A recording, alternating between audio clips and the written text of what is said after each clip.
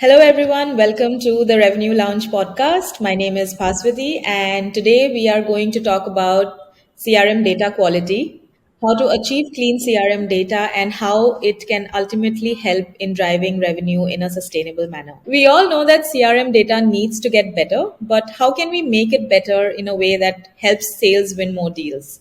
Let's ask our guest today. We have Jacki Leahy, who is a fractional RevOps leader and founder at Activate the Magic. Jacki has had an interesting career path from being a kindergarten teacher, a Manhattan apartment broker, to today, where she is a RevOps leader. Welcome to the Revenue Lounge podcast, Jacki, and thank you so much for joining us today. Absolutely. Wouldn't miss it for the world. Yeah, I'm so happy that we could finally schedule this and get you on board because the Revenue Lounge was just missing you too much. You call yourself an over caffeinated Salesforce magician, and I just wanted to tell you that I'm intrigued by every word in that sentence. Well, thank you. It takes a lot of coffee and I've got a cauldron and lots of herbs and candles. That's great to know. We can dive into that a little later, but first of all, congratulations on starting your journey as an entrepreneur with Activate the Magic. You can start by telling us a little bit about how it's been going for you at Activate the Magic, and do you endorse entrepreneurship yet? I do. I had resisted it for so long. My parents, I helped my parents run a business, and just the idea of payroll and managing and all the things, I was like, please no, never in a million years. But actually, it's been so much fun. Luckily, I've been so aggressively helpful in the community for like a decade. So just one LinkedIn post and referrals came rolling in, and it's just so fun and beautiful to be able to help companies, like get unstuck by CRM and operations and systems. And so I started in August. 10 days after I launched, I secured my first client who found me via Instagram, which I'm not even on. Someone had sent her to me. And now, so we've had a couple clients churn just because they hired someone internally. But now we've got 5 clients. I'm taking on a business partner. And just to make it more scalable and more robust and to add more ease to the day. So I get to focus on all the stuff that I absolutely love. And then when the deep architectural data mayhem happens, there's Heather who absolutely loves that. So it's a good partnership. That's great. Seems like things are looking up for Activate the Magic, and we are really happy to know that. So, like the introduction mentioned, you've had like a myriad of career experiences. It's really fascinating to know how all of that led to RevOps. So, if you could just tell us how you got into RevOps and what's your story? Yeah. So in 2015, I pivoted to tech. And even though I had sold millions of dollars in real estate and had a long career in sales, it wasn't software sales. So I got to start at the bottom as a BDR at the tender age of 33. And I think the deep frustration of this doesn't make sense. Nothing works. Like leadership has actually no idea what's going on. And just the frustration just runs downhill, and like the BDR manager, like nobody actually knew what was happening and nothing worked. I think that really fueled my passion for things making sense and things working. Because at the end of the day, if my job doesn't make sense, I don't feel valued. And like people matter, and people get to matter at work. And that happens when things make sense. And when the board can easily access data that makes sense and it's aligned across departments and it tracks from the bottom to the top. So that's just, I'm on a mission. And when things make sense, people matter, and it doesn't let the bullies bully. So that's my mission. Love that. And so that's such a big, big pain point that so many of us feel. And we are glad that revenue leaders like you are passionately working towards solving some of those data problems. So the next question is something that we ask all our guests. Maybe you could tell us how you look at revenue operations, like how you would define this particular function. Yeah. So I definitely look at it as part of operations. So I see it ultimately as, you know, a segment of operations would be business operations, and then a segment of business operations would be revenue operations. And it's the strategy, it's the people, it's the process, and it's the tech stack all coming together to support sustainable growth and factored and refactored along the buyer's journey. Yeah, yeah, that makes total sense. Getting back to the phrase that you use that I absolutely love is you call yourself an over-caffeinated Salesforce magician, and you are the CRM expert and you know Salesforce in and out, and you've helped many companies, as you mentioned, work their way around this mammoth tool. So today we will talk about what drives a CRM, which is the data in it. So my first question to you is, what are the biggest challenges when it comes to CRM data today for RevOps to be able to function optimally? You know, if you have to name, let's say, your biggest CRM data nightmare, what would that be? Yeah, I think it's boiling the ocean. Like sales leaders who want every single data point from all the data sources. So it's caring about too many things, which sounds weird, but really focus on a handful of data points that we're going to be just immaculate and maniacal about. And for each of those data points, have an objective source of truth.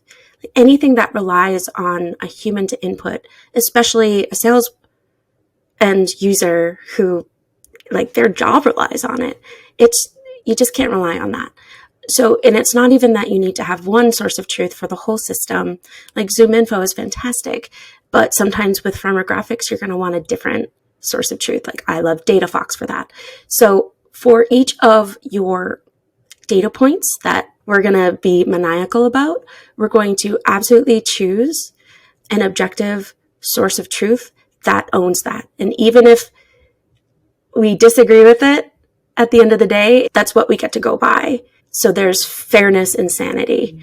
Yeah, and when too many cooks in the kitchen of wanting sales reps to fill out all the things in order to pass it on to customer success, and it's like, okay, well, who's going to tell sales that they now have to enter more data? And if that data doesn't actually matter to them, why on earth are they not going to just put in some dummy text? And it's not about morality. It's about making sense and things working. Like, seriously, let's walk the line. What are the inputs? What do people care about? And whoever cares the most should be in charge of that. Yeah. Yeah, yeah, makes sense. Just focus on the right things. Can you like cite some examples from your experience on how bad data, like inaccurate, stale data, missing data, incomplete CRM data, how has all of this impacted a company's sales and revenue goals? If you could just cite an experience for us. Yeah, the classic example that I see again and again is just like a graveyard of open opportunities with close dates like far in the past. Like there, you really need like a culture of excellence and inspection around, especially opportunities in a sales org, because if you've got all these opportunities and you're not really being rigorous about it, you can get stuck thinking you've got a pipeline that you really do not have. And the same thing goes for measuring the wrong things. Like I was at an organization that would ding reps for their win rate, which down the line meant that they were not accepting opportunities, right? So it like they would have an inflated win rate, but then BDRs weren't getting any of their opportunities into the hands of the reps, or even just reps needing to sort of pad their pipeline just for the sake of how's your pipeline looking? And all of those things just add to, this doesn't make any sense. Why are we doing this? I think that's that's the thing that like enrages me. Great point. So CRM data, when we talk about it, it just gets outdated at a ridiculously fast rate, right? So maintaining this data hygiene is extremely crucial to get the best out of it. What are some of the best practices according to you for maintaining this hygiene to make sure that the data we are going after or the insights are accurate to start with? Well, first things first, you don't need to hoard data. like, like a lot of operators get really squirmy when I'm like, let's download and archive this whole chunk of irrelevant, outdated data. And it's like, but, it's like, but what? I probably don't even work there anymore. Um, and really just being super clear about what is, I think 9 times out of 10, we're dealing with a account-based sales motion. What accounts do we actually care about? Let's get really rigorous about our account scoring. And if it's outside our purview, archive that. Do not care about that. Get some firmographic or behavioral reliable data that keeps that fresh. I like to refactor every quarter. Yeah, and if it falls below that line, like get it out. And that way the accounts that you do have remaining, you care about. And it's a no duh, it's an of course when you want to pay for that enrichment. Like either your reps are going to do it by hand or someone's going to do it by hand, or you pay the mafia for the enrichment. That's what you got to do. Yeah, less is more when it comes to data. Is that something you would endorse? Or the right data is what matters? Yeah, absolutely. And of course, it's going to vary based on your sales motion and what's working for you. Like if you're getting inbound leads, it's probably way more important to have Clearbit enriching as they come in versus a Zoom info if you're doing more outbound. Yeah. So we've had guests on this podcast before who've shared their lessons on maintaining a data governance strategy. So, what's your take on the importance of data governance here? I know you mentioned like a cleanup every quarter. Apart from that, if you would be kind enough to share some details on what an ideal CRM data governance strategy should look like. Make sure not everyone is a system administrator. You'd be surprised. Like, oh my gosh. Oh my gosh.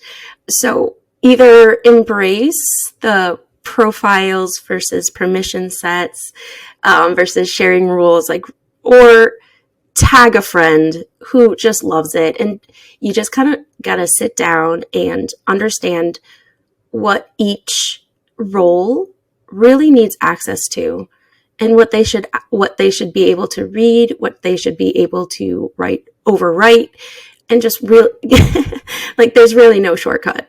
Yes, making everyone system and administrator and crossing your fingers is not the shortcut that everyone thinks it is. I think, yeah, too many cooks spoil the broth kind of applies here as well. Moving on to the next question, with the current market conditions, customer retention has actually become a key goal for business leaders, right? Like getting more renewals, reducing churn.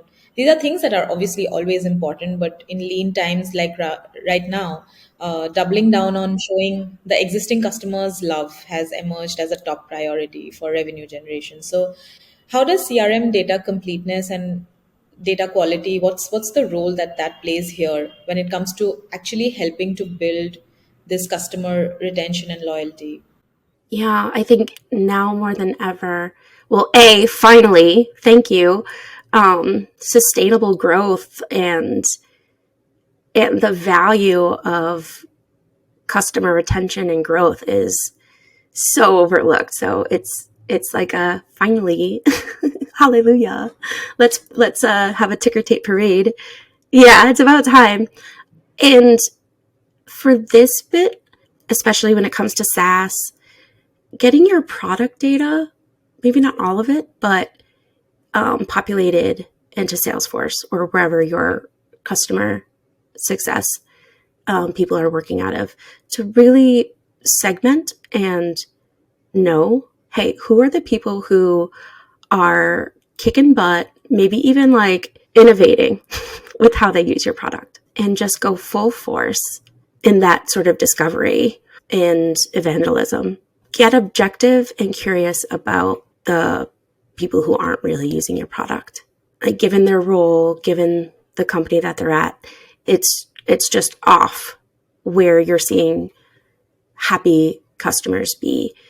And that doesn't look like, hey, customer, what would you like us to do? Because they don't know. So maybe some experimenting with a UI, or some experiments, or some researching sort of thing, the behavior. I'm pretty obsessed with tech, and when tech companies interview me, they're like, what should my product do? I'll tell them 8 things that I think, but that doesn't mean that that's where they should be going. Yeah. So I think hot take, customer interviews, customers don't know what they want. Yeah, so assisting customers and becoming that ally and helping them figure out what they actually need is what I. Yeah, and it feels really awkward when I get on, like, oh, product wants to talk to you. Okay, I get on. They're like, what do you want? I'm like, I don't know. And now I feel really dumb for not knowing. And I'm pretty self aware. For I mean, we talk about how getting very difficult for sellers and business leaders to drive more revenue, but at the same time, it's also getting extremely confusing for the buyer as well, right? There is just so much thrown at them all the time, and even buying can be like a very intimidating process. So yeah, I think helping them out at every stage and knowing exactly the kind of assistance they might be looking for is a great piece of advice that you just shared. Yeah. Moving on, you said you are passionate about technology, and if we are talking about RevOps, we have to talk about the tech stack. And CRM is, of course, one of the steepest investments in the tech stack. But again, deriving ROI, again, it's like a big nightmare, right? We have bad data, driving poor insights all the time. There's also the second part about adoption, users not using the tool the way it was intended for, right? So, what role do you think clean and complete CRM data can play in driving higher ROI, like getting people to adopt to the tool and actually use it in a way that it actually helps them in their day to day operations? Yeah.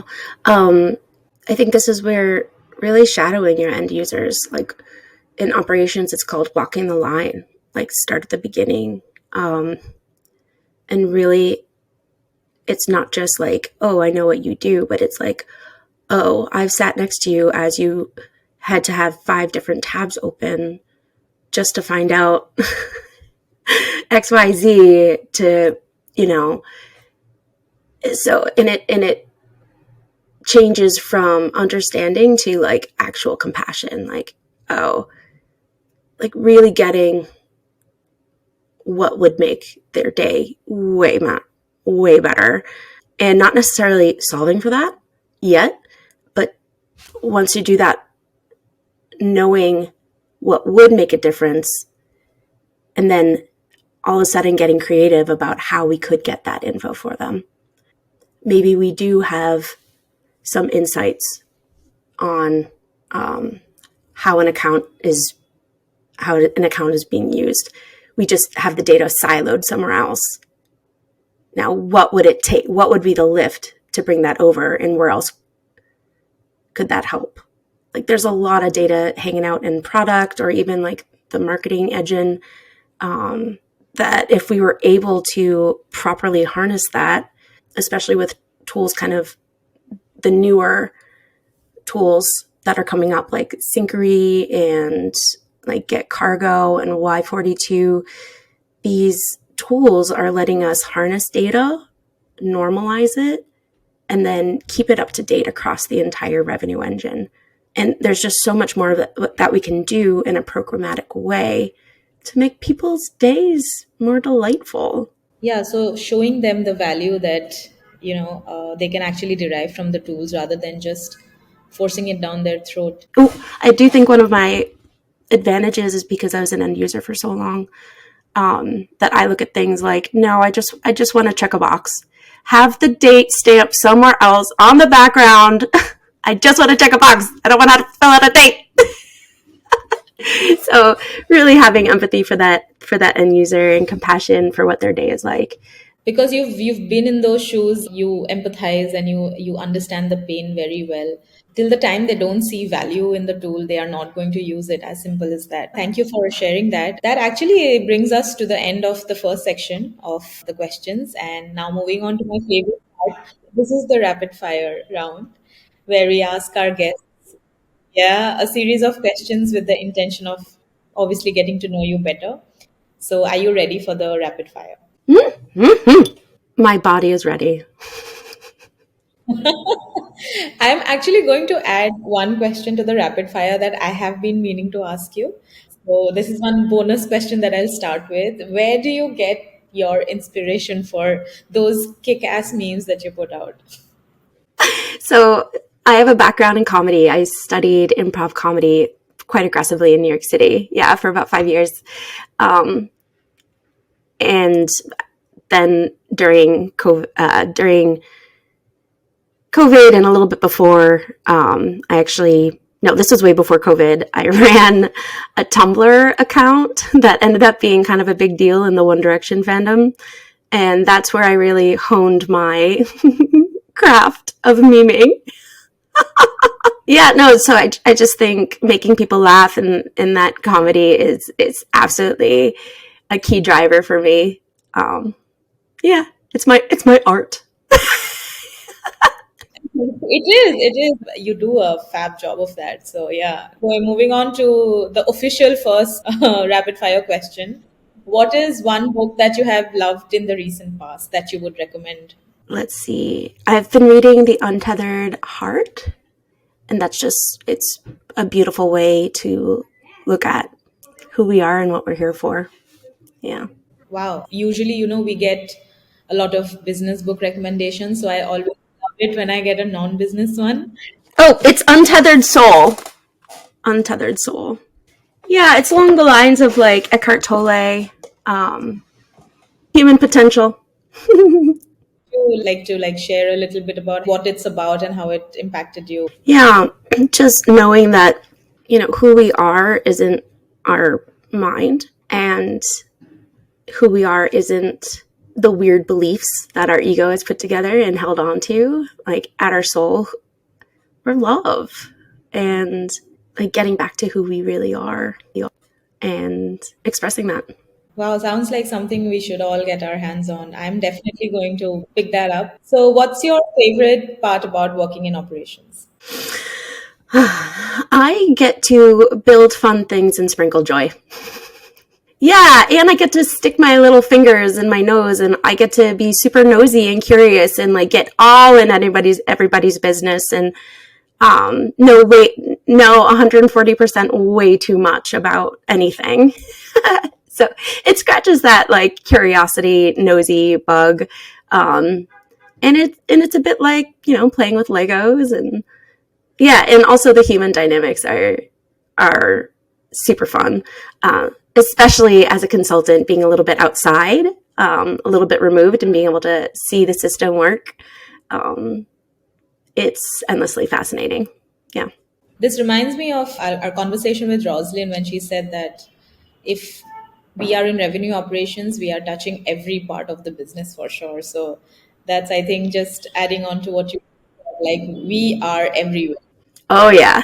Talking about favorite parts, we also have to go to the controversial side of it a little bit. What's your least favorite part about working in operations?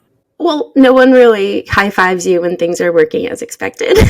You only really hear from people when things are broken. Are you saying it's like a thankless job most of the time? It can be, unless, you go tell people what you did and wait for the compliment. It's called being proactive. Got it. Got it. If you're listening, just go and pat your RevOps person on the back today. Just do it right now. They're doing a great job. You heard Jackie. Yeah. So next, who is one RevOps leader you personally look up to and why? I absolutely love Errol Toker. He is just a mad scientist and looks at problems completely differently. And he makes me so mad sometimes. And then once I kind of let it wash over me, I'm like, huh, he's got a point here. So he keeps me mad, and that's always good. No, absolutely. I think we should also get him on the show, but totally with you on that. My next question is, what's an advice that you've received from someone in any phase of your life that has stayed with you and helped you in tough times, maybe, that you'd like to share? Well, the piece of advice I absolutely love, like Tony Robbins, and something he said that I heard recently was sell them what they want and give them what they need. And I think especially in ops, a lot of times we know exactly what they actually need, but people tend to come to me with symptoms, right? My reps aren't logging anything in Salesforce, and so it's like, yes, I hear you, and really, and it's so tempting to be like, yeah, because your UI sucks, like. It's so easy to just rush to the solution and what they need, but they're not ready for that yet. No, love that. That's profound. So, last one for you. What is one piece of career advice you would give to people who would like to have your job someday? Nothing's wasted. Yeah, I've had so many different jobs and careers, and truly nothing's wasted. Like the skills that we learn along the way can be applied, and usually can be super innovative to what you're up to. Um, and nothing will beat out a burning desire. Like if you are absolutely clear on what you want and who you want to be, and wake up with that compelling vision, like, and really nurture that vision, that burning desire, so it's big enough to burn up those, because obstacles are coming, baby. And just being really clear and really excited about your vision. I think my one urging to anyone in ops or wanting to enter ops, you don't have to do this alone.